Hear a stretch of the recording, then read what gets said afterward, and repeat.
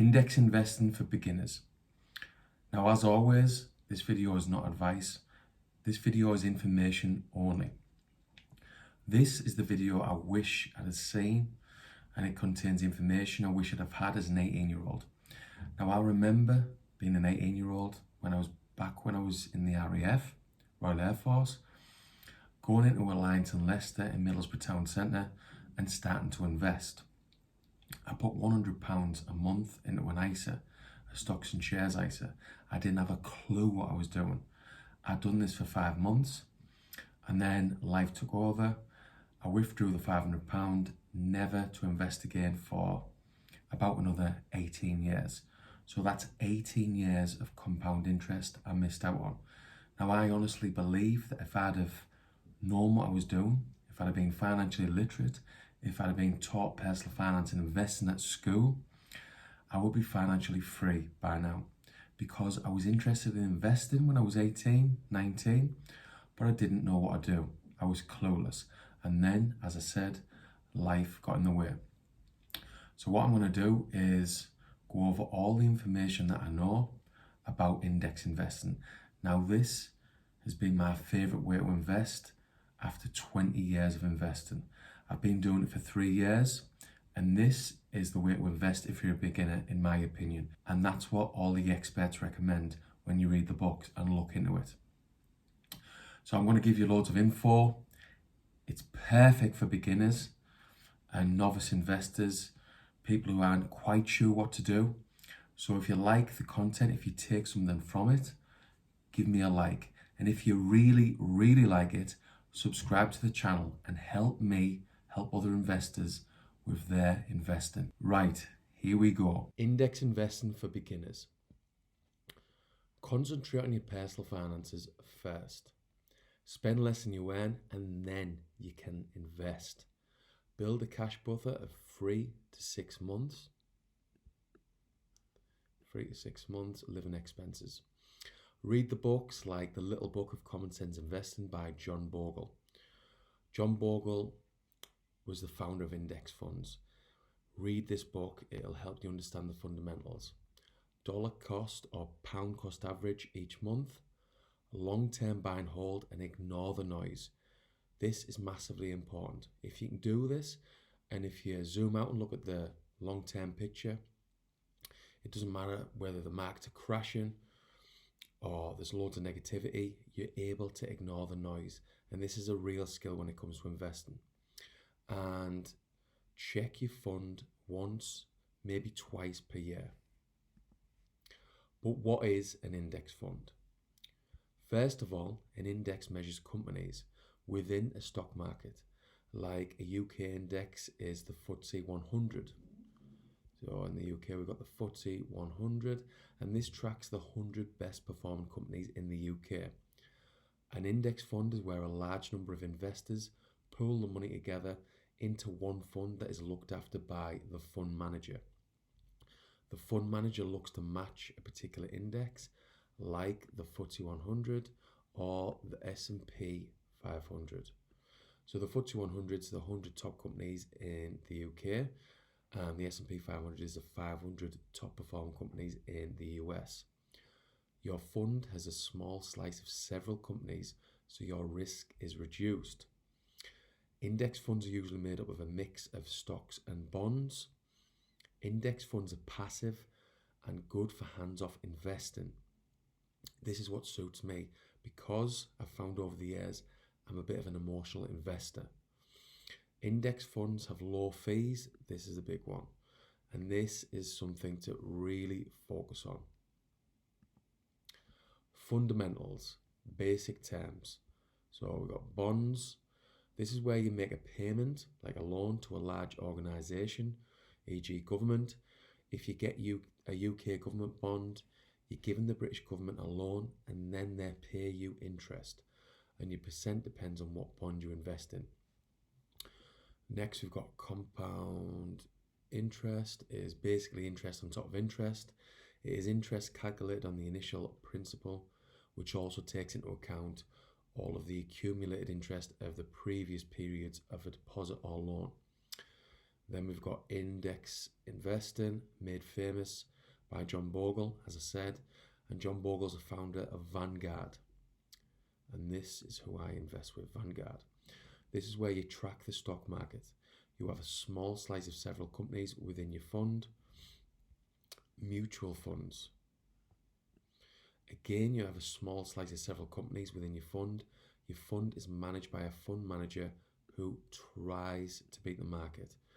Look out and be aware of mutual funds because they do come with high costs, and it's been proven when you're looking at what John Bogle's got to say that mutual funds, actively managed funds, don't beat the stock market in the long term.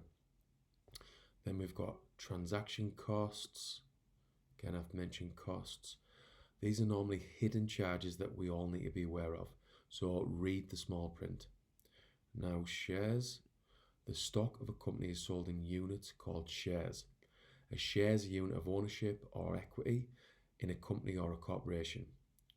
So stocks, shares, and equities are very similar. Risk tolerance.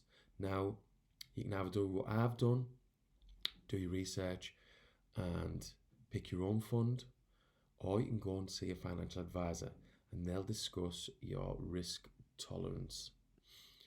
Now, you've got emerging markets, which is very high risk. Japanese equities, high risk. European equities, US equities, and UK equities are like middle of the road. Then you've got property, corporate bonds, and gilt, which is very low risk. So you can either do the research and decide on your risk tolerance, or go and see a financial advisor. Just to give you a little example, if you're a 20-year-old and you're going to be investing for a long period of time, you can afford to invest in high risk. High risk, high reward, because you're ready to ride out. You've got time on your hands to ride out the inevitable ups and downs of the market. But on the other hand, if you're 60 odd and you've got a large pension pot, you're going to be low risk. So you're going to be down here somewhere. Moving on, what platform to use? Platform is where you can choose your index fund and add money to it.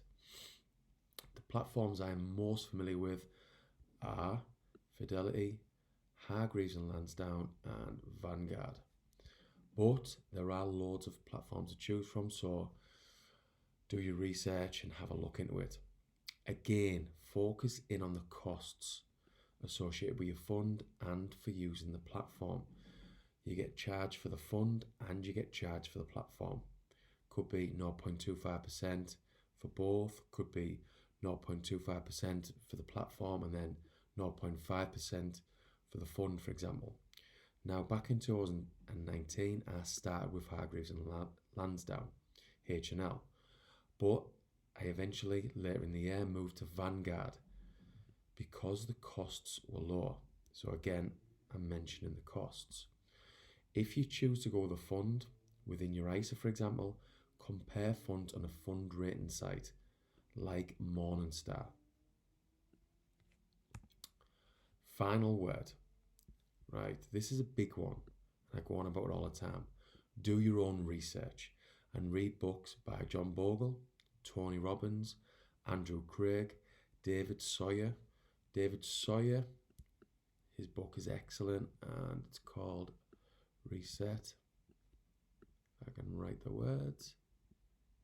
Not quite. That is brutal. Anyway, that's something I need to work on. David Sawyer's book, Reset. I read it twice back in 2019 when I was in Tunisia. It's an excellent book for you if you're just starting out. It'll help you understand the fundamentals. It'll help you with your personal finances and it'll help you with your investing, especially investing in index funds. Right, moving on. Take your time to choose your fund. I started with a Life Strategy 80-20 fund, but have recently moved to a Life Strategy 100 fund. Now, a Life Strategy 80-20 fund is 80% shares, 20% bonds, and a Life Strategy 100 fund is 100% shares. And I've changed because bonds aren't very good when inflation is high. And if you're aware of inflation, you'll know it's creeping up all the time. You'll be aware of it because your petrol prices are going up, your cost of living's going up, your energy prices, your food's going up, everything is going up. and inflation is a big one. Think costs and taxes. So I've mentioned costs. Also think about taxes. I invest into a low-cost index fund via Vanguard, and I'm tax efficient as I am using my ISA. And you can use your ISA in the UK. Whatever country you're from, learn where to put your fund. I use an ISA and a SIP in the UK. ISA is an individual savings account, and a SIP is a self-invested personal pension.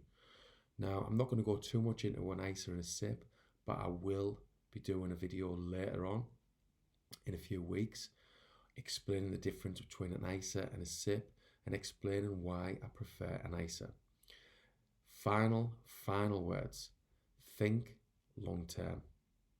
Ignore the noise and invest into a passive index fund that takes away any stress other investing methods can sometimes bring. Hopefully you've enjoyed my little presentation on index funds. It's massively important how you invest. Now, don't just take my word for it. We're all different. We're going to invest differently. This is just my opinion, and from what I've heard from the experts after reading book after book, they recommend investing in index funds, especially when you're first starting out. Do the research, read the books, pick your platform, then pick your fund. Dollar cost average, ignore the noise, ignore whether the market's up or down, ignore the negativity. Dollar cost average long term, and think about your long term financial future. Now, if I was an 18-year-old and I invested for 20 or 30 years, I would be financially free in my 40s or early 50s. This is what would have happened to me if I'd have known back then, if I'd have been financially literate. Now, we all know inflation's massive at the moment, and it's important to understand it. Now, a way of hedging against inflation is to educate yourself, become financially literate, and at least try and hedge against inflation. It's massively important. Don't settle for less than 1% interest in your high street bank. Don't settle for 5%. Inflation, the official figures are at around 7 to 8%, probably more like 15% or even higher.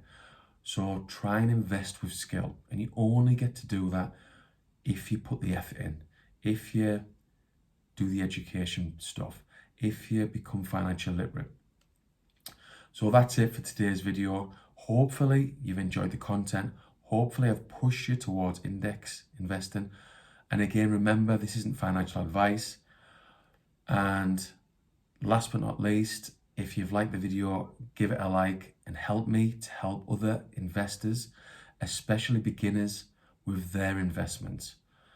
And a big thank you. Thanks for tuning in. Thanks for listening.